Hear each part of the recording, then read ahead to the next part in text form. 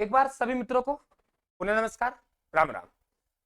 फिर से हम लोग एक एंटीबायोटिक लेके और हाजिर है और इसमें बात कर रहे हैं राजस्थान के खारे पानी की झीलें। सवाल बन जाता है, घंटे पढ़ेंगे, डेढ़ घंटे पढ़ेंगे, खारे पानी झीलें की कंप्लीट नहीं होती, लेकिन वे भी हमारा पढ़ाना मजबूरी होता है। लेकिन ये एंटीबायोटिक छोटी छोटी एंटीबायोटिक आपको देंगे तो निश्चित तौर से गागर में सागर सिद्ध होगा और वे ही एंटीबायोटिक अटैक किया जा रहा है जो आपका एग्जामिनर पूछेगा आपसे। तो हमारे लगातार बने रहने के लिए YouTube को जरूर सब्सक्राइब कर लेना, चैनल को बेल आइकन प्रेस कर लेना और रायथान के नाम से ही टेलीग्राम में डिस्क्रिप्शन बॉक्स में बिल्कुल जाइए और सुबह शाम हमारी YouTube पे क्लास लगती है, उनका भी आनंद उठाइए। और राजस्थान जीके में अगर आप लोग और नाम मात्र के शुल्क में एक बैच लेना चाहते हैं तो मॉर्निंग में 6 से 8 राजस्थान के ऐप पर आपका एक बैच चल रहा है। मित्रों, राजस्थान में खारे पानी की झीलें, पहले तो ये पता होना चाहिए कि कभी नमक का उत्पादन कम हो जाता है, कभी ज्यादा हो जाता है।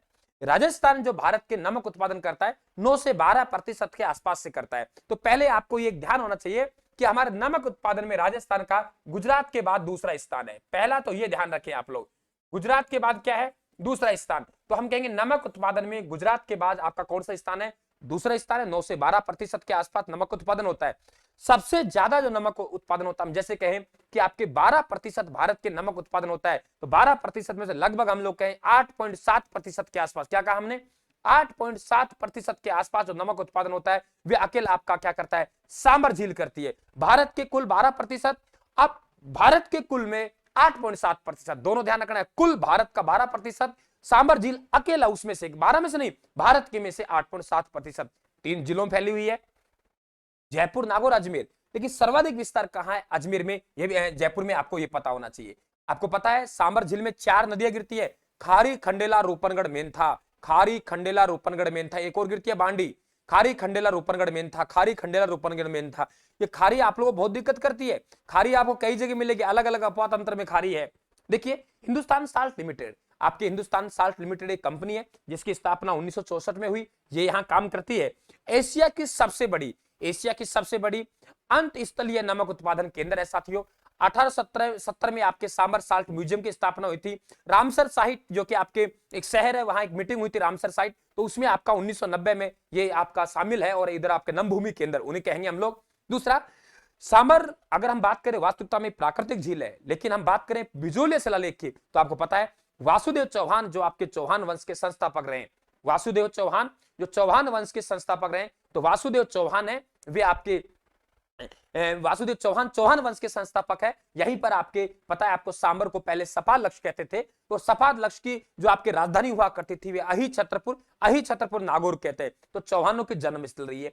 तीर्थों को नानी कहते हैं। धार्मिक महत्व भी रहा है सांबर का। और सबसे बड़ी बात, जो 1562 में आमेर के राजा भारमल अकबर की अधीनता स्वीकार करेंगे और जो उनके साथ विवाह करेंगे तो अपने उनकी बेटी के साथ, तो हम कहेंगे अकबर की आपके विवाह स्थली भी आपके सांबर रही है। ये आपको पूरा पता होना चाहिए मित्रों। दूसरा हम लोग बात करें डीडवाना झील। दो ही बातें ध्यान रखनी है, डीडवाना झील नागौर में है और पंचभद्रा झील बाड़मेर में।